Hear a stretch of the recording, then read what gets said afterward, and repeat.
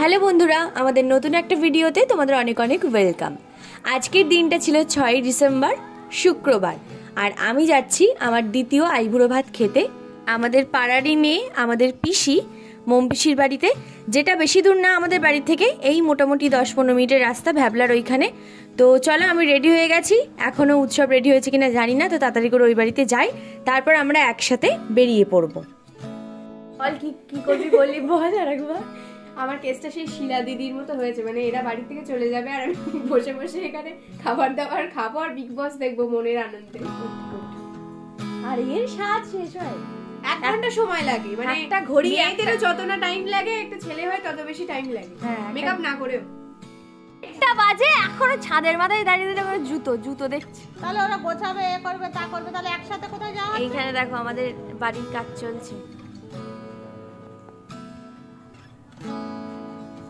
তাড়াতাড়ি মা, তার 4 ডবল স্লো হচ্ছে ছেলে, কখন রেডি হয়ে দাঁড়িয়ে আছে, আর এখনো আমি তো 10 মিনিট বলে আমি রেডি। আমরা তাই, আমার ফার্স্ট হবে, মেয়ে হলে কি হবে, মেয়েরও হবে।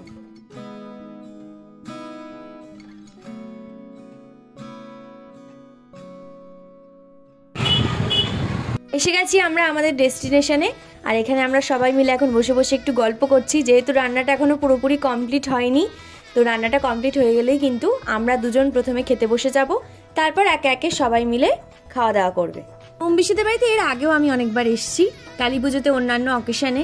ওদের বাড়িতে যখনই আসি না কেন খুব ভালো লাগে, এত বড় বাড়ি কিন্তু ওরা এত সুন্দরভাবে মেনটেনেন্স করে, খুব পরিষ্কার পরিচ্ছন্ন। ব্যাস কিছুক্ষণের মধ্যেই আমাদের চলে আসলো খাওয়ার দাওয়ার, একেবারে টেবিল ভর্তি করে। আমরা দুজন তো কনফিউজ ছিলাম যে এত ভাগের খাওয়ার দাওয়ার আমরা খাবো কি করে, তাই দুজন মিলে ডিসকাশন করলাম যে একটা প্লেটের খাবার পুরো তুলে দেবো, আর একটা প্লেট থেকেই দুজন হাফ হাফ করে খেয়ে নেবো, কারণ পরপর যা চলছে। আমাদের খাওয়া দাওয়া কিন্তু কমপ্লিট, এখানে আর বাদ বাকি সবাই খেতে বসে গেছে। সবার খাওয়া হয়ে গেলে আমরা বাড়ির পথে রওনা দেবো। 2000 years later. এখন বাজছে ওই সন্ধে 6টা মতো। দেখো এখানে অবস্থা, ডলার এখনো পড়ে পড়ে ঘুমিয়ে যাচ্ছে, মা ডাকাতে আর বন্দুকের ভয় দেখিয়ে তাই ঘুমের থেকে ওঠালাম ফাইনালি। আর ডলার যেমন ঘুমিয়ে পড়লে ঘুম থেকে একবার উঠতে চায় না সহজে, ঠিক তেমনই ডলারের মাম্মামও এখানে দেখো ঘুমিয়েই যাচ্ছে। কখন থেকে আমি ডেকে যাচ্ছি, ছোটোবেলার থেকে দিদিয়াকে যতই ঘুমের মধ্যে ডাকো না কেন, ও মানে উঠতেই চাইবে না। তো ফাইনালি ওকে ঘুম থেকে উঠিয়ে তারপরে আমরা 3 জন বেরিয়ে পড়লাম একটু হাঁটতে যাবার জন্য। আমার আসলে পড়ানো নেই বলে ছুটিও আছে, তাই বললাম দিদিয়াকে চল একটু হেঁটে আসি, আর তুইও ওইসব বাইরে রিচ খাবার দাবার খাচ্ছিস, তো তোরও একটু উচিত হাঁটাচলা করা বেশি করে। আর এখানে ওই দুটোর অবস্থা দেখো, ওয়াইফাই পেয়ে দাঁড়িয়ে ফোন ঘেঁটে যাচ্ছে। ঘরের মধ্যে ছিলাম বলে খুব একটা বেশি ঠান্ডা লাগছিল না, কিন্তু বাইরে বেরিয়ে দেখি আজ বেশ ভালোই ঠান্ডা পড়েছে। তো অন্যদিন হাঁটতে বেরোলে আর সন্ধেবেলা বেরোনো যাবে না। আইবুড়ো ভাতের মেনুতে যেহেতু অনেক কিছু ছিল, তাই এই 5 রকম মিষ্টি আমরা আর খেয়ে উঠতে পারিনি, আর এই মিষ্টিগুলো আমাদের জন্য স্পেশাল করে বানানো হয়েছিল, মোমপিসি বললো, তাই আমাদেরকে প্যাক করে দিয়েছিল। তো শুকনো মিষ্টি খুব একটা আমি পছন্দ করি না, তাই সিনাকে এখানে বললাম যে তোর যেহেতু ফেভারিট, তো তুই তোর পছন্দ মতো একটা মিষ্টি এখান থেকে তুলে নে। তো এখানে তোমাদেরকে এক্সপ্লেনেশন দিচ্ছে যে কেন ওর শুকনো মিষ্টিটা পছন্দ। অনেক সময় ইচ্ছে থাকলেও আমাদের আসল ভয়েসগুলো তোমাদেরকে শোনাতে পারি না, কারণ পাশ থেকে কখনো বা কিছু গান, এই যেমন এখন ডলার চিৎকার করছে আর আমি ভয়েস করছি, কখনো গানের শব্দ, এইসবের জন্য সবসময় দিয়ে ওঠা হয় না।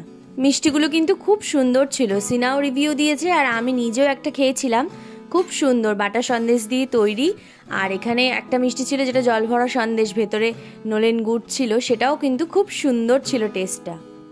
এগুলো বাদ তো খেয়েছি, আর সাথে আবার গিফটও নিয়ে এসেছি, আর দেখাচ্ছি তোমাদেরকে গিফটটা।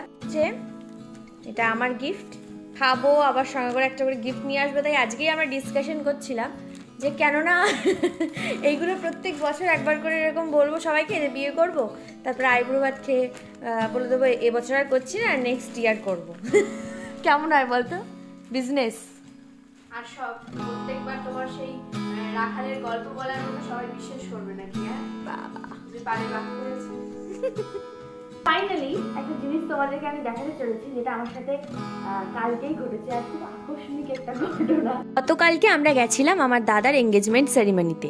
তো কলকাতাতে যেহেতু ছিল অনুষ্ঠানটা আর পাশেই অ্যাক্রোপলিস মল ছিল, তো সেখানে সুগারের স্টোরে আমরা যাই। আর যাওয়ার পরে এটা কিন্তু উৎসব আমাকে গিফট করে, যেটার মধ্যে সুগারের সব প্রোডাক্ট ছিল।